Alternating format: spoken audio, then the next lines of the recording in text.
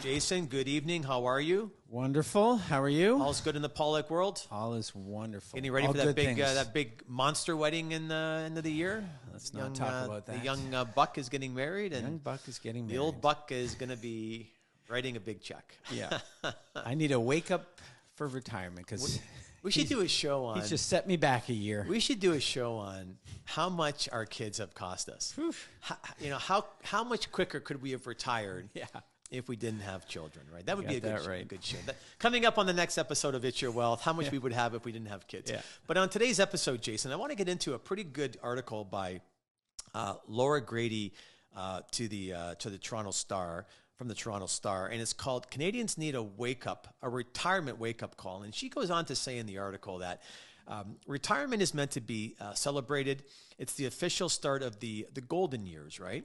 You're going to pursue your passions. You're going to go to the cottage. You got weekends away, golf vacations, all that kind of good stuff. But more than half of Canadians nearing retirement are realizing that their savings, so think about it, more than half of Canadians nearing retirement are realizing that their savings won't be enough to cover their basic cost and, of course, all their dreams that they're looking forward to. So, in the article by Laura Grady, it says here that a recent survey from Deloitte Canada showed that nearly 55% of the 3 million soon-to-be retired households will have to make lifestyle compromises, Jason, to avoid outliving their savings. And 73% if you factor in the unexpected health care concerns going forward. So in the Deloitte survey that shows 58% of near retiree and retiree households do not, which is shocking, do not have a formal or a detailed plan for retirement in place. And of those, only 14% of people that are nearing retirement are going to retire with confidence. We do know that the government obviously has a few pensions for us. We're going to get the old age pension and the Canada pension. If you're a really low income Canadian, you're going to get the old age supplement. But what I want to talk about on today's show is those that are, in that 50-year-old category, you're 10 years away from, thinking about, like, seriously considering, hey, I'm in my late 50s. I want to start thinking, is it 61, 65, like that stage in life? So let's get into, Jason, some of the things that people have to focus on and realize heading into that stage of, I'm almost retired. Yeah, we're close. Well, the number one thing to focus on, you and I pound away at this, is you have to focus on your debt. And all too often we see people getting close to or into retirement and they still have a mortgage, they still have credit cards, lines of credit. Nowadays, when the interest rates are so high, this can dramatically affect how much you have to spend. Well, if you think about it, right, most people retire. Let's say you're just an average person and you're going to retire you've got some RSPs, you've got maybe a small pension, whatever it may be. You've got, $4,000 or $5,000 or $6,000 a month coming in. But if you have that $200,000 mortgage still, that might eat up 25% of your take-home pay. Yeah. So getting rid of your debt is critical, number one. And if you have to work another year to pay off that debt, in most cases, it's highly advisable to work that extra year. Absolutely. Number two on some of the things to focus on prior to your retirement is cash flow. It's amazing to me still, right? Most people in their 50s, when they come into this office, and I ask them, have you ever done a budget? Ever. Not lately, but ever. No one ever does a budget. But I'll tell you one thing, is when you're a few years away from retirement, we have a tool. It's a budget tool, pretty simple tool. You list all the expenses you have today. You list all the expenses you're going to have in retirement and make sure that you can fit your cash flow into that budget. Because again, Jason, how many people come in here and their expenses are going to be $4,000 or $5,000, yet their cash flow is going to be $4,000 or $5,000. So they're potentially on that razor's thin. Absolutely. Thin line. We asked them, how do you see yourself in retirement? Oh, I want to travel. I want to go 3 or 4 times a year. I want to go to Florida and things like that. And meanwhile, their cash flow is not conducive to that, and they're barely making it just to survive living at home. So, and the other thing too is that sometimes what happens is that when you do retire, the first 5 to 10 years are your best years. Yeah. So maybe you have to front load a lot of your your dream list, your to-do list in that front. But again, when you're a few years away, just pull up a simple budget, do the simple budget, money coming in, money going out. Make sure you're going to have that nice little buffer zone where, it's nice if you've got 5,000 or 6,000 coming in and you're spending 4,000. There's a nice little buffer zone. Yeah, exactly. One of the other things to focus on is have a look at your insurance policies. Review them. It's not very sexy, but most people will have some life insurance to cover when they're in their prime earning years. But now, if it's a term insurance, now the premiums might be going up. What do we do with that? Do we need some insurance to cover if one of the husband or wife passes away? Do we want to leave some inheritance? So it's really important to start reviewing those life insurance policies. Yeah, one of the big things with life insurance at that stage is if, let's say, the husband worked his whole life and has a defined benefit pension. Let's say he's getting $5,000 a month, and the wife was a stay-at-home mom. Potentially on death, there's a 40% loss of the pension in most cases. There's a 40% loss of the Canada pension, and there's a 100% loss of the old age pension. So life insurance is critical when the death of a loved one, the breadwinner, that obviously is something you want to look at insuring. So great point on that. Number 4 here on some of the things to focus on prior to your retirement is your group retirement savings plans. Again, Jason, it's amazing how many people, they go get a job, they put into the group plan at work, they're putting in 3% of their paycheck, the employer's putting in 3%. And when I ask them when they come in, what's that money doing, what's it invested in, they almost never know what it's doing. They got their checklist from their employer. It had 5 or 6 different boxes. They ticked off a box. They haven't looked at it in 30 years. But I think a few years before you're looking at retirement, you might want to get an opinion of where that money is invested.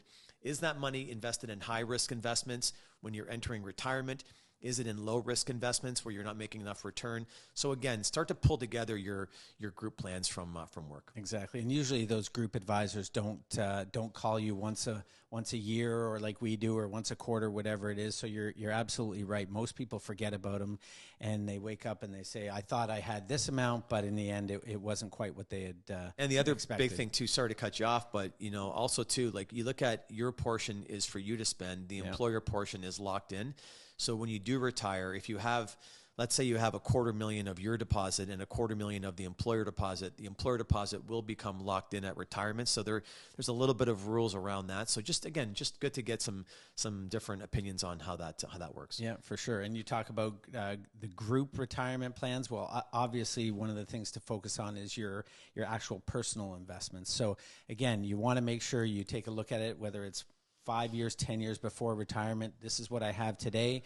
This is when I'm going to retire. What am I going to have to be able to supplement and to be able to spend money in retirement? And also, too, when they get into retirement, the question is, what's your rate of return expectation? So if you have $1 million, maybe you can afford to make 4 or 5% return because you've got enough capital to last a lifetime. But what if you retire with $200,000 or $300,000 and you're only making, you're in a GIC making 2%. So, inflation's running at today, I don't know what it's running today, 3, 4, 5, 6%, depending on who you talk to. So you've got inflation to worry about.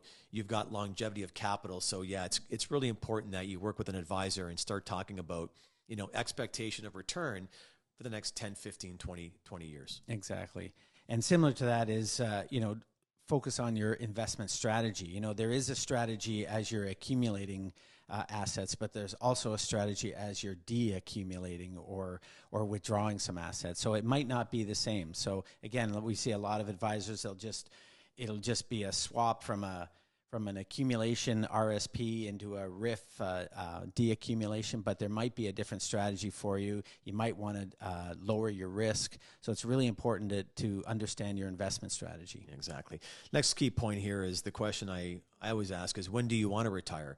So if you ask that question, the answer might be today, tomorrow, right? But are you able to retire? So again, the question you have to ask yourself is, hey, I'd love to retire in 3 years. Do the numbers line up for 3 years? If you do the analysis, and we use a great tool in our office to help people identify, this is what you have, this is what you need, this is where you're going, and it does all that filtering of information. And maybe you can retire in 3 years. Maybe you have to push it out 2 or 3 more years. I've met with clients that wanted to retire in 3 years. we ran the math, retiring in 3 years was doable, but it wasn't going to be sustainable. There was some risk to it. But again, waiting another year or two completely put the plan in, I call it the green zone, the go zone, right? So again, have a check to see when you can afford to retire. Yeah, and similar to that, it's can you afford to retire? Right. Right. So, in the old days, it was, you retire at 65 and life expectancy was 75. But now people are retiring earlier in their 50s, early 60s, and they're living a long time. You could be in retirement up to 30, 40 years, some people, hopefully us. Right. So can you afford, can you sustain, are you going to run out of money? Can you live on your investments for the next 30 years? Exactly.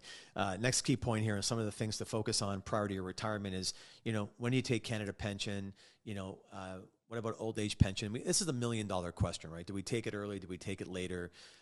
Lots of things go into that. But what I would say, by taking it earlier, there's about a 7.2% decrease in payment. So if you take it at 65 and you're entitled to, let's say, $1,000 a month, every year you take it early, it's 7.2% of lost payment, up to 36%. So by taking it early at 60, you're going to get about 64% of the total value you would be getting at age 70 or at age 65.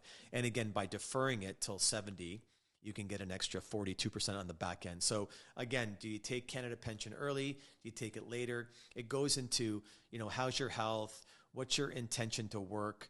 Do you have inheritances? There's a lot of factors that go into it.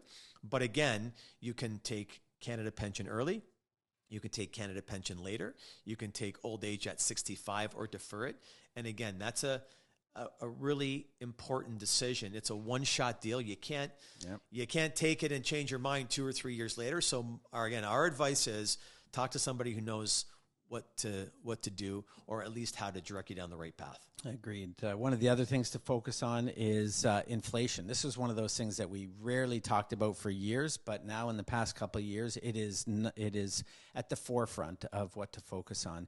When inflation is 5%, 6%, whatever the number is, you've got to make sure that if I need $50,000 right now to live in retirement, that's $52,500 next year. And so Correct. on and so on. So inflation is really important to, when you're doing your plans, make sure you bake in a little bit extra just to make sure that, a carton of milk was $1 20 years ago. It's now $5.99, and in 20 years it's going to be $10. Well, Jason, what happens is that inflation's running, again, there's what the government tells us inflation is at, and then there's what the real story is, because someone can say to me inflation's running at 3%, yet gas went from $1.20 to $1.60. The price of food, the price of groceries, the price of heating, there's energy costs, right? And again, too, a lot of people, they forget, they get into retirement and they want to generate, they're afraid of the stock market for whatever reason. They want to generate, maybe they want to buy a GIC paying 2 or 3%. Nothing wrong with that. However, if inflation's running 3 or 4 or 5%, your purchasing power goes down. Another key point here is at some point when you get close to that retirement time, you really do want to look at where you hold all your wealth, and you want to consolidate your investments to one advisor. Pick the advisor who's the best, the advisor who's going to be with you for the next 10, 15, 20 years, the firm that can help do that. What you don't want to do is have, you got 100,000 at bank A, 100,000 at bank B, 100,000 with an insurance company, 100,000. It's complicated. It's tough enough pulling these things together, but you want to make sure you go, pick best in class, find one good advisor, whoever he or she may be, and then just entrust them to manage your years in retirement. Yep. Yeah, good advice. Another thing to focus on, your estate plan. A lot of people think the estate plan is only for the wealthy, but it's not. You want to make sure possibly that you equalize. If you have a couple of kids, one will get this, one will get your investments, one will get the house. You want to make sure that everything is equal. It's a good idea to plan for what happens and how to disperse your hard-earned assets. And exactly. And even on our last show, we talked about the fact that, if you've got that family cottage, you've got a rental property or two, at some point you're going to sell those. So the estate plan, helps to clarify how much tax do we have. And And again, like you mentioned, where is it going to go? We're going to sell it. We're going to pay the capital gain. So having an estate plan is critical. And last key point here is, again, hopefully everybody has this. It's shocking that I think the stats are it's basically 50% of Canadians don't have a will and a power of attorney. But when you're close to the retirement, finish line, like, hey, it's been great. We're healthy. We're happy. We've made it through the first 50 or 60 years. Go get your wills done. Go get your powers of attorney done. Pick the proper executor. Make sure the executor is able to handle the estate that you've created. It doesn't have to be your eldest son or your youngest. Like, it could be somebody, a family member, a brother, a sibling, whoever it may be. But make sure you get the wills done, and make sure you get your powers of attorney. Because again, Jason, like I always say to people that there's 3 really big decisions you make in life. Number 1 is, who am I going to marry? Big decision in your 20s or 30s, whatever it may be, but that's a big altering life decision. Number 2 is going to be, are we going to have children? Are we going to have 1, 2, or 3? That's a pretty big decision. There's a big cost that comes along with that. And the third big decision is going to be, when do I retire? How does my retirement look? And how is this going to flow for the next 25 or 30 years? So we think it's just one of the big decisions you have to make in life. And again, most people, we're fortunate. We work with really good people that care about this, obviously, come in and we have these conversations. But I'm amazed at how many people I talk to, in my passings that, none of this was a consideration when they decided to call it quits from teaching or retire from the city or decide to shut down their business. So just important stuff that we think you need to be focused on when you enter the golden years. For sure. You got a plan. Hey, people otherwise the government's going to get it. People don't plan to fail. They fail to plan, right? Been using that line for 30 years, I think, right? Is that Winston Churchill? I don't know, actually. Maybe. Is that somebody? Maybe. Hey. There you go. I'll take a quote from Winston Churchill any day of the week. Yeah. Jason Pollock, again, thanks for coming out tonight. Really appreciate it.